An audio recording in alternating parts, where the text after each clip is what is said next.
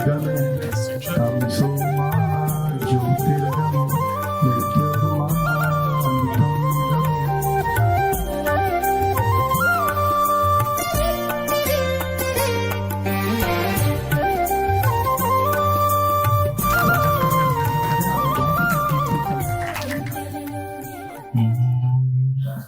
सहनावतु सहनौ भुनक्तु सह वीर्यं कर्वावहै तेजस्विनावधीतमस्तु मा विद्विषावहै।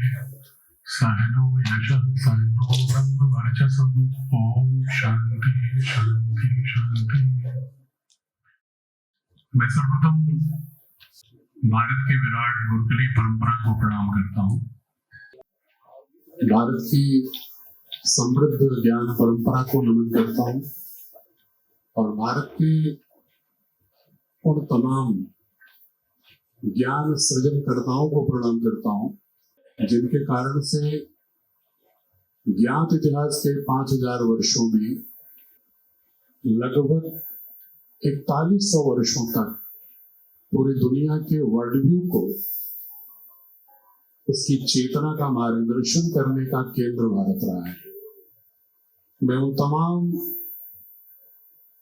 ज्ञान सर्जकों को प्रणाम करता हूं जिनके कारण भारत विचारों का निर्यातक रहा है, एक्सपोर्टर ऑफ नॉलेज, मुख्य रूप से 12वीं शताब्दी तक। जब 1835 में मैकाले एक्ट के बाद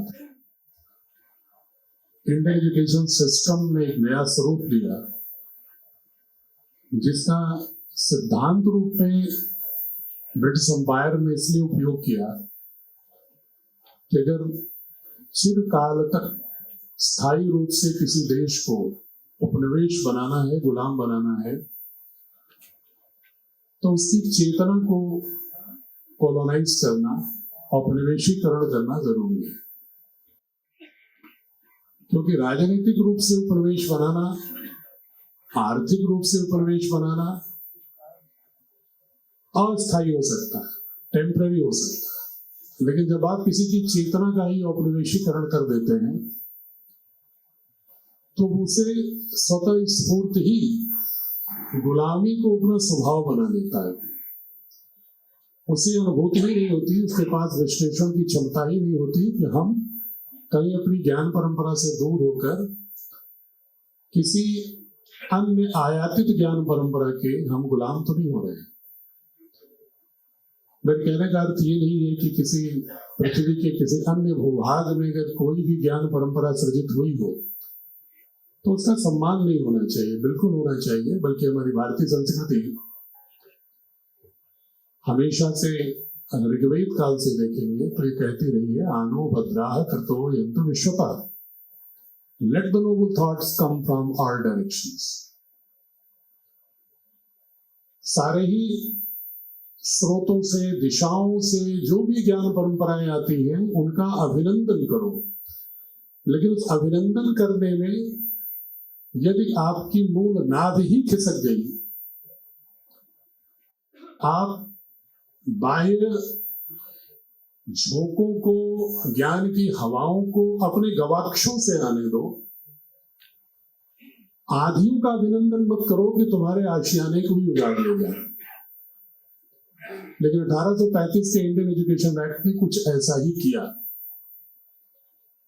उन्होंने बहुत ही सुनियोजित रूप से देखा कि इन्हें स्थायी रूप से गुलाम बनाना जरूरी है। और उन्होंने ऐसा क्यों सोचा, उसका एक बहुत छोटा सा ऐतिहासिक कारण भी है कि एशियाटिक सोसाइटी ने जब भारतीय ग्रंथों का ट्रांसलेशन करना शुरू किया, अनुवाद करना शुरू किया, कालब्रुक ने, मैक्सवेल ने, या उससे पहले जब दाराशिको का एक चिकित्सक थे फ्रेंच बर्नियर, जब दाराशिको की हत्या होती है औरंगजेब के द्वारा, उससे पहले दाराशिको उपनिषदों का अरबी और फारसी में अनुवाद कराया। उस अनुवाद की जो मूल स्क्रिप्ट थी औपनिषद नाम से, उसको बर्नियर साहब लेकर के फ्रांस चले गए दादा शिको की मौत के बाद। वहां पर श्नीगल बंधुओं ने जर्मनी में, डुपरॉन ने फ्रेंच में औपनिषद का अपनी अपनी भाषाओं में अनुवाद किया, और जिसका बाद के कालांतर में 17वीं शताब्दी, 18वीं 19वीं शताब्दी में कांट की फिलॉसफी पर बहुत ही एक व्यापक प्रभाव पड़ा, जिस कांट के दर्शन को रैशनलिज्म और एम्पिरिसिज्म, तर्कवाद और अनुभववाद दोनों का एक ब्लेंडेड सिंथेसिस मानते हैं, और जिसको मानते हैं कि कोर मॉरल वैल्यूज की बात करता है सोसाइटी में, मानववाद का जन्म जहां से होता है। तो इनको लगा कि 1786-87 के बाद जब एशियाटिक सोसाइटी से बहुत सारा इसका प्रचार प्रसार होना शुरू हुआ यूरोप में भी, जब बात गई तो लंदन की सड़कों पर देखा गया कि बहुत सारे युवा वहां के भारतीय संस्कृति, भारतीय ज्ञान परंपरा, भारतीय विजन, दृष्टि के बहुत बड़े फैन होते जा रहे थे। तो वहां के जो पार्लियामेंटेरियंस थे उनको लगा कि अगर ऐसी ही हालात बनी रहेगी तो ये तो बहुत जल्दी हमारे इस कंधे से बाहर हो जाएंगे। तो हमें इनको संयोजित रूप से इनके मानस को ऑर्गेनाइज करना जरूरी है, और हमें सस्ते नौकरों की भी जरूरत है अपने गवर्नेंस के लिए, जो कम कीमत पर कम सैलरी लेकर के हमारी दृष्टि का प्रसार कर सके, कम वेतन लेकर के हमारी सेना का अंग होकर के हमारे साथ हमारे लिए युद्ध कर सके, अपने लोगों के खिलाफ भी, और जिनके मन में पूरी की पूरी भारतीय दर्शन था, नेतृत्व परक था। हर व्यक्ति नौकरी नहीं तलाशता था, हर व्यक्ति अपने क्रॉप्स में, अपने एग्रीकल्चर में, अपने बिजनेस में एक उद्यमिता तलाशता था। लेकिन उन्होंने स्टेट क्रॉफ्ट के साथ, स्टेट गवर्नेंस के साथ एक ऐसा मॉडल तैयार कर दिया कि जो ब्रिटिश गवर्नमेंट की हुकूमत में नौकरी करता है वो एलीट क्लास है। और आपने इतिहास में देखा होगा कि ईस्ट इंडिया कंपनी के लॉर्ड क्लाइव के जमाने से ही भयंकर भ्रष्टाचार शुरू हो गया था, और वो विरासत में ब्रिटिश हुकूमत ने हमारे यहाँ के उनके द्वारा एजुकेशन सिस्टम से पढ़े हुए सर्टिफिकेट लेकर उनकी जब ब्यूरोक्रेसी का अंग हो गए, तो ब्यूरोक्रेसी में भी वही दृष्टि पूरी तरह से कमोबेश चलती आ रही है। हमारे यहाँ तो घाट जैसा कभी भी कहता है, उत्तम खेती मध्यम दान, निश्चित चाकरी भीख निदान। आमतौर पर हम भाषाओं में, लोक गाथाओं में, लोक परंपराओं में रही, लेकिन एक नौकरी का महिमा मंडन शुरू होता है, वो भी सरकारी नौकरी का महिमा मंडन शुरू होता है 1835 के एक्ट के बाद, जब ब्रिटिश पार्लियामेंट ने ईस्ट इंडिया कंपनी के ही राज में 1857 से पहले ही उन्होंने एक इंडियन एजुकेशन एक्ट लाया, और उसके माध्यम से ऐसी स्थिति आ गई कि जो व्यक्ति उस एजुकेशन सिस्टम के माध्यम से प्रमाण पत्र नहीं प्राप्त किया है वह अनपढ़ है। जैसे आज हमें कोई एआई जनरेटिव का अगर जो दौर चल रहा है ना, आर्टिफिशियल इंटेलिजेंस का, अगर एक आदेश हो जाए कि जो व्यक्ति एआई जनरेटिव के बारे में नहीं जानता है वो अनपढ़ है, नौकरी उसी को मिलेगी जो एआई में एक्सपर्ट होगा। तो बाकी लोग आप चाहे वेद पुराण, उपनिषद, बुद्धिज्म, जैनिज्म या तमाम तरह के गणित की विद्याएं सब भी जानते होंगे, लेकिन आप हो जाएंगे इलिटरेट। इसीलिए एक छोटा सा आंकड़ा बता रहा हूं आपको कि एलिफेस्टन थे British governor, Mumbai presidency, Bombay कहते थे, और मुनरो थे मद्रास प्रेसिडेंसी। उन्होंने 19 कलेक्टरों से उस समय एक सर्वे कराया था कि भारत में शिक्षा की क्या स्थिति है। 1835 से पहले की बात है, जब 3 तरह के डिस्कशन चल रहे थे अंग्रेजों के बीच में कि भारत में शिक्षा व्यवस्था कैसी होनी चाहिए। तो एक वर्ग कह रहा था, हेस्टिंग्स और बार बार ये कह रहे थे कि नहीं, ये जो संस्कृत में स्कूल चल रहे हैं, इनके जो फारसी में चल रहे हैं, इनको मदरसे और गुरुकुल ऐसे चलने दो, इनको आज की यूरोपीय जो विकास की प्रक्रिया उससे मत जोड़ो, इनको पिछड़े रहने दो और इनको बस अपनी ही भाषा में पढ़ने दो, अपने ग्रंथों को रटने दो, इन्हें वैदिक मंत्र रटने दो और इस्लामिक वालों को कुरान की आयतें रटने दो, इनको साइंस टेक्नोलॉजी से मत जोड़ो। दूसरा एक वर्ग था जो चार्ल्स ग्रंट, जिसका बाद में प्रतिनिधित्व करता है मैकाले। चार्ल्स ग्रंट कहता था नहीं, इनको इनके ग्रंथों से दूर करो, वरना अगर अपने ग्रंथ पढ़ेंगे तो अपनी नॉलेज सिस्टम जानेंगे, अपनी ज्ञान परंपरा जानेंगे, उनके मन में उत्साह पैदा होगा, गौरव पैदा होगा अपने पूर्वजों के प्रति, और फिर अपने को पिछड़ा नहीं मानेंगे, उनके अंदर हीन भावना नहीं आएगी।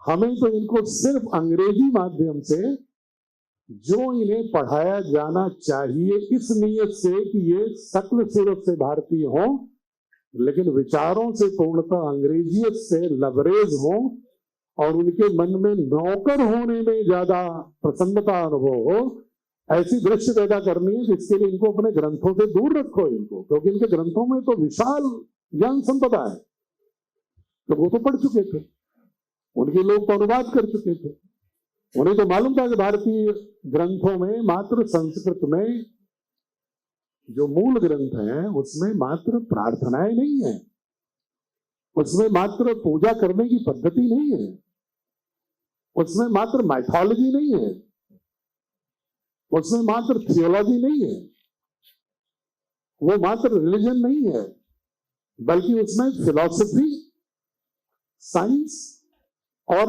उस समय जीवन जीने के लिए मनुष्य के लिए जिस टेक्नोलॉजी की जरूरत है वो टेक्नोलॉजी भी उन ग्रंथों में होलिस्टिकली इनग्रेन्ड है। आज बहुत एनसीए बार बार कहता है ना कि हमें होलिस्टिक इंटरडिसिप्लिनरी अप्रोच होना चाहिए। आप कोई एक ग्रंथ उठा के देख लीजिए, वेदों को उदाहरण सबसे प्राचीन मानते हैं जो ऋग्वेद की ऋचाओं का जब हमने संगीता जी भाष्य पढ़ा तो विज्ञान का विद्यार्थी हूं मैं, फिजिक्स का, मुझे लगा कि जब एक चौका में, एक छोटा उदाहरण दे रहा हूं पर लंबी बात करने में तो बहुत समझ आएगा, एक तीसरे जब हमने मंडल उनके सूक्त और ऋचाओं को देखा तो उसमें ही लिखा हुआ है, तीसरे मंडल में ही, कि पृथ्वी सूर्य के चारों ओर घूमती है और एक नियत कक्षा में घूमती है और एक कुबड़, थोड़ी कुबड़ के साथ घूमती है, मतलब एक्सिस के साथ। ये उसके श्लोक में लिखा हुआ है।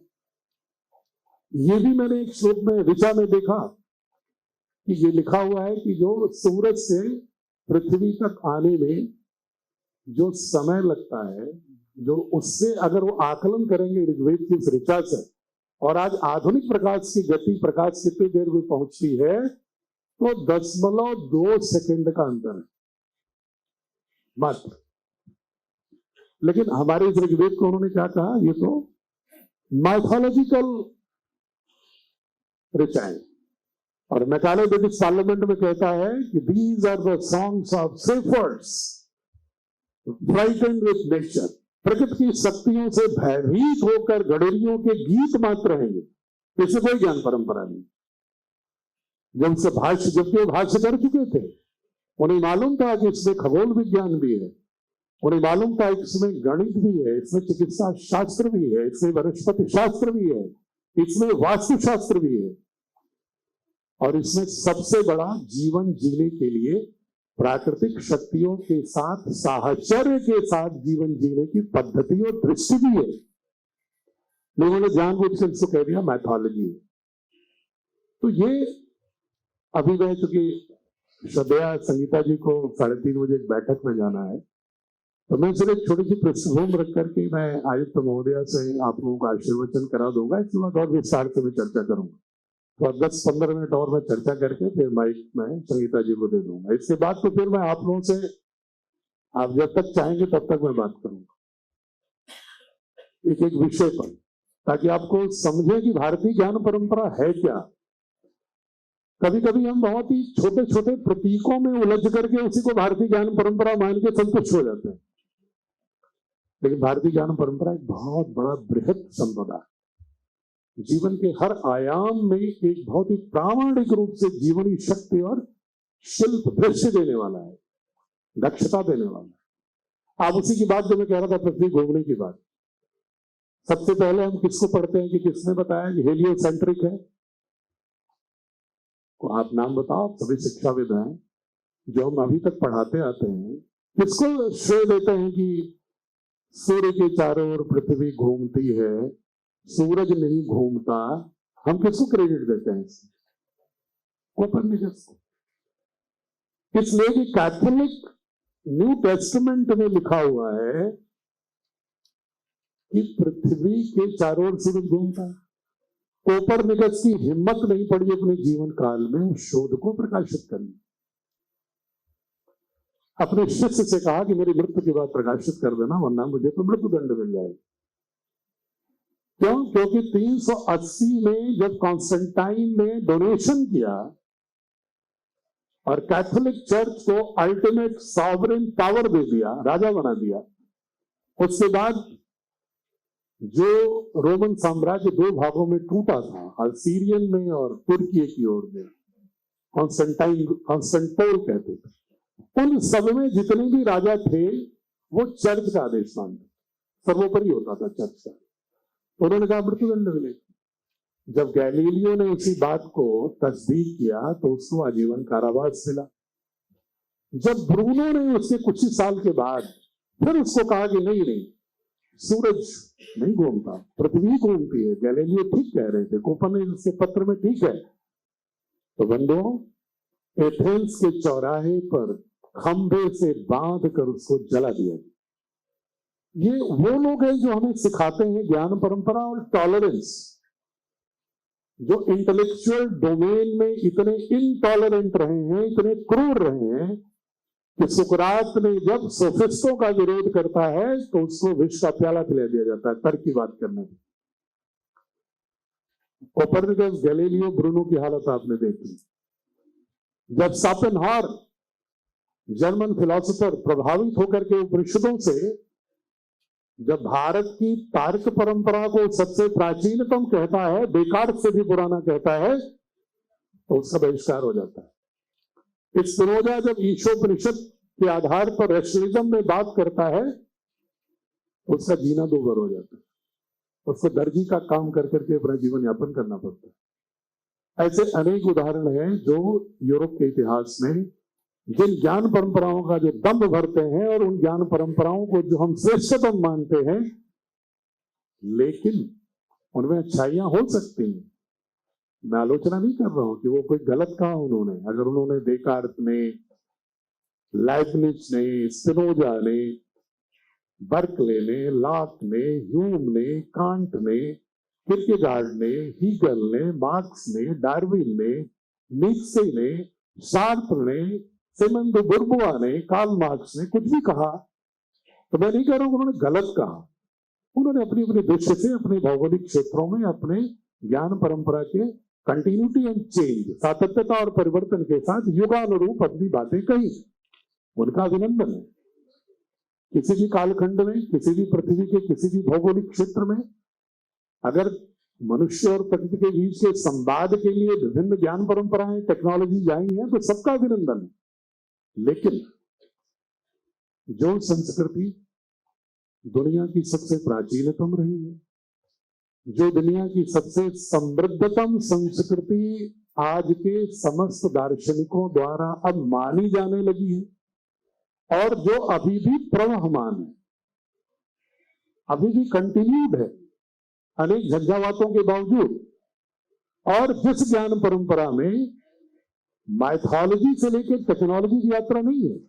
अगर आप यूरोप की बात देखोगे तो शुरू होता है माइथोलॉजी से। मैं संगीता जी के जाने के बाद इन शब्दों को और डिटेल बताऊंगा कि what is mythology, theology, religion, philosophy, science और टेक्नोलॉजी, इन सारे टर्मिनोलॉजीज में अंतर क्या है, मैं संक्षेप में चर्चा करूंगा उससे। लेकिन मैं एक पंक्ति में बता रहा हूं कि यूरोपियंस ने अब ये महसूस करना प्रारंभ किया है कि हम भारत के जिन ग्रंथों को माइथोलॉजिकल ग्रंथ मानते थे उसमें तो साइंस, टेक्नोलॉजी और फिलॉसफी है। वो मात्र मिथ आधारित, बिलीफ आधारित, दैवी शक्तियों की आराधना मात्र नहीं है, दोनों का ब्लेंड है। अगर वो डिविनिटी के आधार पर कोई सिद्धांत गढ़ते हैं थियोलॉजी का, और उसके आधार पर जीवन जीने के लिए कोई प्रैक्टिसेस को कंस्ट्रक्ट करते हैं, ये सिस्टम होना चाहिए, इसको सिंबल शैली होनी चाहिए, प्रतीक होने चाहिए, रिचुअल होने चाहिए, तो वो भी है। लेकिन साथ में मनुष्य मनुष्य, मनुष्य समाज, मनुष्य प्रकृति, समाज और प्रकृति के इंटरैक्शन, संवाद के लिए जो आवश्यक फिलॉसफी होनी चाहिए, समरसता की, सामंजस्य की, वो फिलॉसफी भी है और युग के अनुरूप साइंस भी है, और युग के अनुरूप जीवन जीने के लिए, एक सुखकर जीवन जीने के लिए जितनी टेक्नोलॉजी की आवश्यकता है वो टेक्नोलॉजी भी है। तो क्या हम इतनी समृद्धतम, अपनी समग्र दृष्टि वाले ज्ञान परंपरा से बिल्कुल कट करके भारत को भारत बना सकते हैं क्या? एक विचारणीय प्रश्न है। अभी भारत के प्रधानमंत्री भी 2-3 दिन पहले बोल रहे थे, भारतीय शिक्षा बोर्ड का गठन वो जो स्वामी रामदेव जी के संकल्प पर हुआ, लेकिन इसको गठित भारत सरकार ने किया। There was a resolution by Swami Ramdev ji कि भारत में शिक्षा भारत की होनी चाहिए। अगर भारत की शिक्षा में भारतीयता ही नहीं है, भारत बोध ही नहीं है, तो कैसे उसको हम कह सकते हैं कि भारतीय शिक्षा? ये संकल्प के बाद भारत सरकार ने भारतीय शिक्षा बोर्ड का गठन किया। पतंजलि योगपीठ उसमें स्पॉन्सरिंग बॉडी है। बहुत सारे लोगों को अभी भी कभी भ्रम की स्थिति होती है कि शायद ये बाबा का कोई प्राइवेट बोर्ड है। ये बाबा का कोई प्राइवेट बोर्ड नहीं है। ये भारत सरकार ने केंद्रीय मंत्री की अध्यक्षता में, केंद्रीय विधि मंत्री की उपस्थिति में, एक विद्वानों और शिक्षाविदों की एक सामूहिक सभा में ये निर्णय लिया गया कि भारत में जो शिक्षा प्रवहमान है, जो प्रचलित है, उसमें भारत बोध का, भारतीय ज्ञान परंपरा का समावेश होना भी जरूरी है आधुनिक सामर्थ्य के साथ साथ।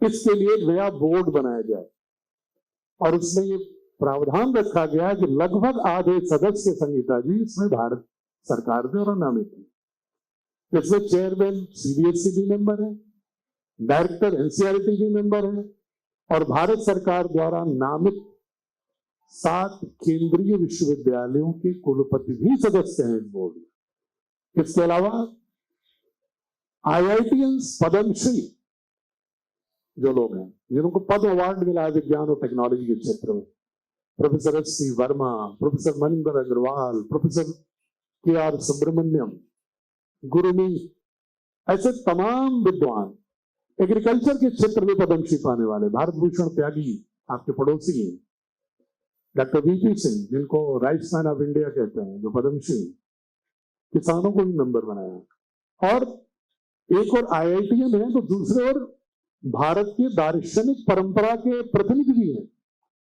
अगर वेदों की परंपरा के स्वामी गोविंद देव जी हैं, तो जैन मुनि आईआईटीएन टर्न्ड जो मुनि हैं, जो आईआईटी पढ़ने के बाद जैन मुनि हुए थे, वीर सागर महाराज भी सदस्य हैं।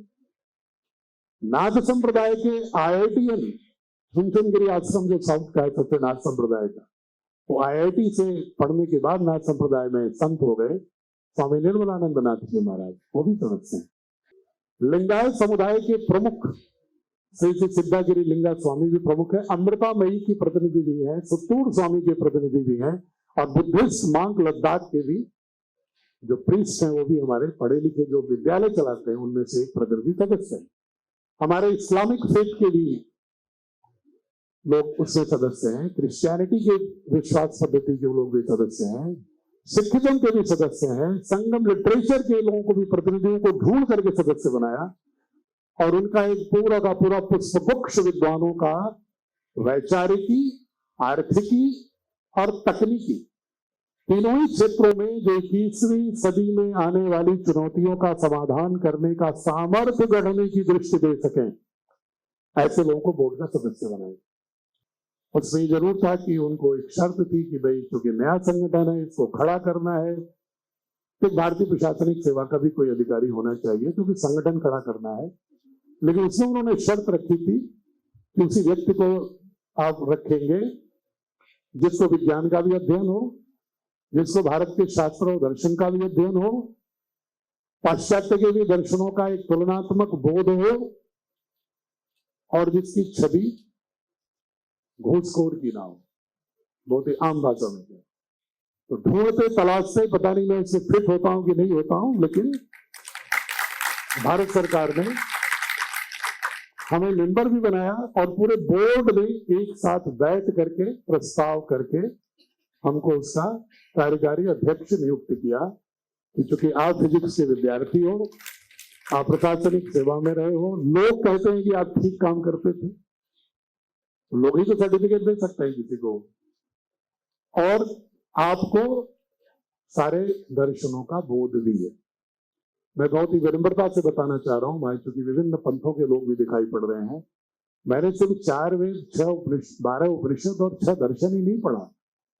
मां सरस्वती की कृपा से, उनके आशीर्वाद से मैंने जहां पाश्चात्य दर्शन के थेल्स से लेकर, एनाक्सिमांडर से लेकर, हरक्यूटस से लेकर, परमेंडिस से लेकर, डेमोक्रिटस से लेकर, सुकरात, प्लेटो, अरस्तु, प्लॉटिनस, अगस्टाइन, एक्विनॉक्स से लेकर के पूरी जो वर्तमान यात्रा है, वेल्डुरांट और आर्ने नए से इकोसोफी के सारे दार्शनिकों को मैंने पढ़ा।